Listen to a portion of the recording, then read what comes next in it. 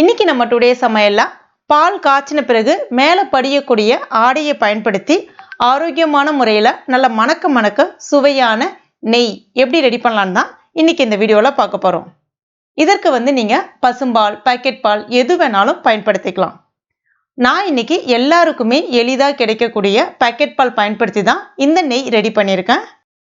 இந்த நெய்யை நல்லா கவனித்து பாருங்கள். அதனுடைய டெக்ஸ்சராக இருக்கட்டும், அதனுடைய நிறமாக இருக்கட்டும், அதனுடைய மனம் சுவையாக இருக்கட்டும், அவ்வளோ அருமையாக பர்ஃபெக்டாக கடையில் கிடைக்கிற மாதிரியே கிடைக்கும். இது இப்போ நம்ம எப்படி செய்யறதுன்னு பார்க்கலாம். வெல்கம் டு டுடே சமையல். அதற்கு நான் இன்னைக்கு 1/2 லிட்டர் அளவுக்கு பால் எடுத்திருக்கேன்.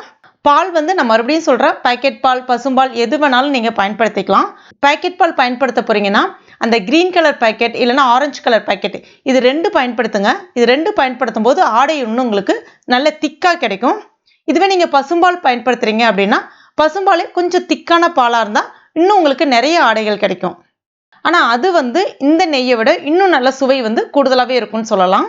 இதில் ரொம்ப தண்ணி சேர்த்துறாம கொஞ்சமாக ஒரு 1/2 கிளாஸ்லேருந்து 1 கிளாஸ் அளவுக்கு தாராளமாக பயன்படுத்திக்கலாம். சின்ன கிளாஸில் சேர்த்துக்குங்க. இப்போ இதை நம்ம எப்பவும் போல் ஸ்டவ்வில் பாலை காய்ச்ச ஆரம்பிச்சிருவோம். பால் பொங்கி ஒரு கொதி மட்டும் விடுங்க. ரொம்ப நேரம் கொதிக்க வைக்கணும், ரொம்ப திக்காக காய்ச்சணும் அப்படிலாம் கிடையாது. இப்போ பாருங்கள், பால் ஒரு கொதி வந்திருக்கு. இப்போ ஸ்டவ்வை ஆஃப் பண்ணிவிட்டு இந்த பால் நம்ம ஆற வைக்கணும். நல்லா ஆறுறதுக்காக ஒரு பிளேட் போட்டு இப்படி மூடிடணும். தட்டு ஃபுல்லாக க்ளோஸ் பண்ணிடாமல் லைட்டாக ஒரு ஓரத்தில் ஓப்பன் பண்ணி விட்டுருங்க. ஏன்னா நீங்கள் ஃபுல்லாக க்ளோஸ் பண்ணிட்டீங்கன்னா அந்த ஆவி படிஞ்சு அதில் இருக்கக்கூடிய நீர் அந்த பாலில் சேர ஆரம்பிச்சிரும். சரியான முறையில் உங்களுக்கு திக்கான ஆடை கிடைக்காது. பால் நல்லா ஆறுனதுக்கு அப்புறமா நல்ல உங்களுக்கு ஒரு திக்கான ஆடை கிடைக்கும். ஆனால் இன்னும் நல்ல உங்களுக்கு ஒரு திக்கான ஆடை கிடைக்கணும் அப்படின்னா அதை நீங்கள் ஃப்ரிட்ஜில் வச்சிடணும். இப்போ நைட்டு நீங்கள் பால் காய்ச்சிட்டீங்க அப்படின்னா பால் நல்லா ஆறுனதுக்கு அப்புறமா நீங்கள் ஃப்ரிட்ஜில் வச்சிடலாம். மறுநாள் எடுத்து பார்த்தீங்கன்னா உங்களுக்கு இந்த மாதிரி நல்ல திக்கான ஆடையாக கிடைக்கும். ஒரு கரண்டியை பயன்படுத்தி இந்த மாதிரி அழகாக நீங்கள் எடுத்தீங்கன்னா இன்னும் நல்ல திக்காக கிடைக்கும். சப்போஸ் உங்களுக்கு ஃப்ரிட்ஜ் இல்லை அப்படின்னா வெளியிலே வச்சாலே உங்களுக்கு பால் ஆடை கிடைக்கும். ஆனால் நீங்கள் ஃப்ரிட்ஜில் வைக்கும்போது இன்னும் நல்ல திக்காக இந்த மாதிரி கிடைக்கும். இப்போ இந்த மாதிரி எடுத்த பால் ஆடையை வீட்டில் இருக்கக்கூடிய ஒரு ஏர்டைட் கண்டெய்னரில் கொஞ்சம் கொஞ்சமாக நீங்கள் சேர்த்து வச்சுன்னு வரலாம். ஆனால் இந்த பாலாடையை நீங்கள் எடுத்து வைக்கும் பொழுது ஃப்ரீசரில் வைக்கணும். பால் ஆடையை வைக்கும் போது மட்டும் ஃப்ரீசரில் வைக்கணும், பாலை கிடையாது. நான் அந்த மாதிரி தான் கொஞ்சம் கொஞ்சமாக தினமுமே பால் காய்ச்சும் போது இந்த மாதிரி படியக்கூடிய ஆடையை இந்த மாதிரி ஒரு ஏர்டைட் கண்டெய்னரில் ஸ்டோர் பண்ணி வச்சுருவேன். கிட்டத்தட்ட ஒரே மாதத்துலேயே பார்த்தீங்கன்னா இந்த அளவுக்கு பாலாடை கிடைச்சிருக்கு. நான் சொல்கிற டிப்ஸை அப்படியே கரெக்டாக ஃபாலோ பண்ணிங்கன்னா உங்களுக்கு இந்த அளவுக்கு நல்ல திக்கான பாலாடை கிடைக்கும். நான் எப்பவுமே க்ரீன் கலர் பேக்கெட் தான் பயன்படுத்துவேன். அதுக்கே பாருங்கள் எவ்வளோ பாலாடை கிடைச்சிருக்குன்னு சொல்லிட்டு. இப்போ நம்ம நெய் ரெடி பண்ணலாம். நெய் ரெடி பண்ண போகிறீங்கன்னா ஃப்ரீசர்லேருந்து இதை ஒரு 3 மணி நேரத்துக்கு முன்னாடி நீங்கள் எடுத்து வெளியில் வச்சிடணும். அதாவது அந்த பாலாடை நல்ல ஐஸ் கட்டியாக இருக்கும். அதை நம்மளுடைய ரூம் டெம்பரேச்சருக்கு மாற்றுறதுக்காக ஒரு 3 மணி நேரம் இல்லை 4 மணி நேரம் அப்படியே எடுத்து வெளியில் வச்சிடணும்.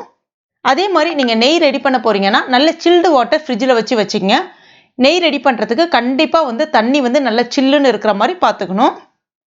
இப்போ இந்த ஆடைகளை ஒரு மிக்ஸி ஜாரில் அப்படியே சேர்த்துக்கலாம். கூடவே 1 கிளாஸ் அளவுக்கு நல்ல சில்லுன்னு இருக்கக்கூடிய தண்ணீர். அதாவது இவ்வளோ பாலாடைக்கு இவ்வளோ தான் தண்ணீர் அப்படிலாம் கிடையாது. தேவையான அளவுக்கு, அதாவது 1 கிளாஸ் 1.5 கிளாஸ் அளவுக்கு தேவையான அளவுக்கு நீங்கள் தாராளமாக சேர்த்துக்கலாம். ஏன்னா மிக்ஸியை நம்ம சுற்றும் போது பார்த்தீங்கன்னா மிக்ஸி ஹீட் ஆகும். அந்த மாதிரி ஹீட் ஆச்சுன்னா அப்படியே உங்களுக்கு நெய்யை உருக ஆரம்பிச்சிடும்.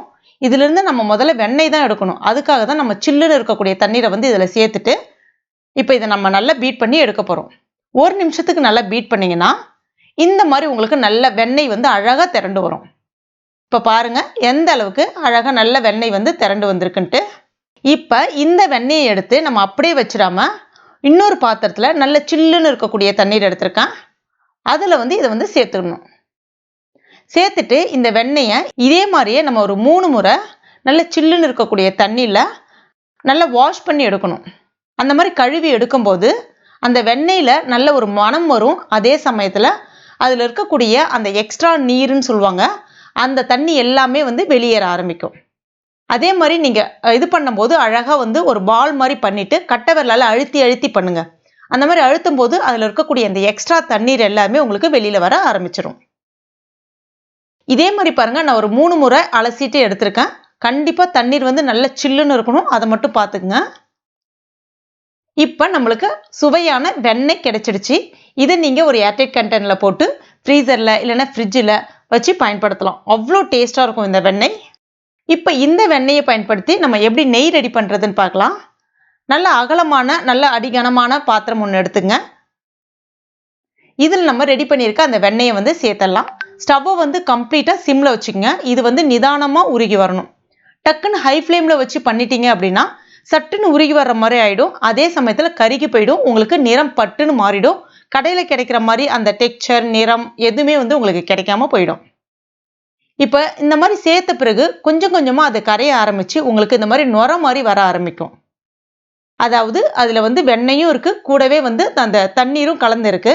அந்த தண்ணீர் ஃபுல்லாக வந்து அடங்கணும். இப்போ இந்த ஸ்டேஜ் வரும்போது ஒரு 2 கல் அளவுக்கு உப்பு, கூடவே ஒரு 6லேருந்து 7 அதிகமாக சேர்த்துறாதீங்க வெந்தயம் சேர்த்துங்க. இந்த மாதிரி சேர்த்து செய்யும்போது அந்த வெந்தயம் சேர்க்கும்போது அந்த நிறம் வந்து உங்களுக்கு அந்த எல்லோயிஷ் கலராக அந்த மஞ்சள் நிறம் அப்படியே கிடைக்கும். அதே மாதிரி அந்த உப்பு சேர்த்து செய்யும்போது அந்த நெய் தனியாக அந்த தண்ணீர் தனியாக அழகாக பிரித்து விட்டு உங்களுக்கு நிறம் மாறாமல் நெய் சூப்பராக கிடைக்கும். அதுக்காக தான் இந்த டிப்ஸு. கண்டிப்பாக இதை சேருங்க, ரொம்ப பர்ஃபெக்டாக வரும். ஸ்டவ்வை வந்து கம்ப்ளீட்டாக சிம்மில் வச்சுட்டு நிதானமாகவே பண்ணுங்கள். இப்போ பாருங்கள், அதில் இருக்கக்கூடிய அந்த தண்ணீர் அந்த ஈர சலசலப்பு எல்லாமே அடங்கிட்டு உங்களுக்கு நெய் வந்து அழகாக இந்த மாதிரி தெளிஞ்சு வர ஆரம்பிக்கும். இந்த சமயத்தில் நம்ம நெய்யை வந்து முறிக்க வைக்கணும். அதுக்கு வந்து கருவேப்பிலை இலைகள் பயன்படுத்தலாம், இல்லைன்னா முருங்கை இலைகள் பயன்படுத்தலாம். நான் இன்னைக்கு முருங்கை இலை தான் பயன்படுத்தி இந்த நெய்யை வந்து முறிய வைக்க போகிறேன். முருங்கை இலை சேர்க்கும் போது பார்த்தீங்கன்னா நல்ல மனம் சுவை சூப்பராக இருக்கும். இப்போ இதில் ஒரு கைப்பிடி அளவுக்கு முருங்கை இலைகள் சேர்த்துக்கலாம். சேர்த்த உடனே அந்த முருங்கை இலைகள் வந்து நல்ல படப்படன்னு அப்படியே பொரிஞ்சு வர ஆரம்பிக்கும். நீங்கள் அதற்கு பதிலாக கருவேப்பிலை இலைகளும் ஒரு 2 கொத்து 3 கொத்து போல் சேர்த்துக்கலாம். இப்போ இதை அப்படியே நல்லா ஆற வச்சிடலாம். ஆறுனதுக்கு அப்புறமா ஒரு ஃபில்டரை பயன்படுத்தி இந்த மாதிரி வடிகட்டிக்குங்க. அந்த முருங்கை இலையும் அதனுடைய அந்த கசடுன்னு சொல்லுவாங்கள்ல அந்த மீந்தது, அதையும் நீங்கள் வேஸ்ட் பண்ணாமல் அப்படியே வந்து சாப்பிட்லாம். இல்லைன்னா கொஞ்சமாக உப்பு சேர்த்துட்டு சூடான சாதத்தில் பிசைஞ்சு சாப்பிடும்போது அவ்வளோ ஒரு அருமையாக இருக்கும், ரொம்ப டேஸ்ட்டாக இருக்கும். இப்போ இந்த நெய் பார்க்குறதுக்கு உங்களுக்கு நல்ல உருகின மாதிரி இந்த மாதிரி தான் இருக்கும். இது நல்லா ஆற விடணும். அதாவது இப்போ ஒரு 6 மணிக்கு செய்கிறீங்கன்னா மறுநாள் காலையில் 6 மணிக்கு பார்க்கும்போது உங்களுக்கு இந்த பதத்துக்கு வர ஆரம்பிச்சிடும். இதை நீங்கள் ஒரு ஈரம் இல்லாத ஏர்டைட் கண்டெய்னரில் ஸ்டோர் பண்ணிக்கலாம். வெளியிலே வச்சு பயன்படுத்தலாம். ரொம்ப அருமையாக இருக்கும். அதனுடைய கலர் பாருங்கள், அதனுடைய டெக்ஸ்சர் பாருங்கள், நல்ல மணலாக சூப்பராக இருக்குது பாருங்கள். அவ்வளோ சூப்பரான நெய் நம்ம வீட்டிலே நம்ம ஒதுக்கி பயன்படுத்தக்கூடிய ஆடையை பயன்படுத்தி ரெடி பண்ணியாச்சு. ரொம்ப சூப்பராக இருக்கும். கண்டிப்பாக நீங்களும் உங்கள் வீட்டில் ட்ரை பண்ணி பாருங்கள். ட்ரை பண்ணிவிட்டு மறக்காமல் எனக்கு கமெண்ட் பண்ணுங்கள். இந்த வீடியோ உங்களுக்கு பிடிச்சிருந்தா லைக் பண்ணுங்கள். உங்கள் நண்பர்கள் மற்றும் ஃபேமிலி மெம்பர்ஸ் கூட மறக்காமல் ஷேர் பண்ணிங்க. மேலும் இது போன்ற ரெசிபிகளுக்கு நம்ம சேனலை இது வரைக்கும் நீங்கள் சப்ஸ்கிரைப் பண்ணலைன்னா உடனே சப்ஸ்கிரைப் பண்ணிங்க. கூடவே மறக்காமல் அந்த பெல் நோட்டிஃபிகேஷன் சிம்லையும் ப்ரெஸ் பண்ணிங்க. தேங்க்யூ.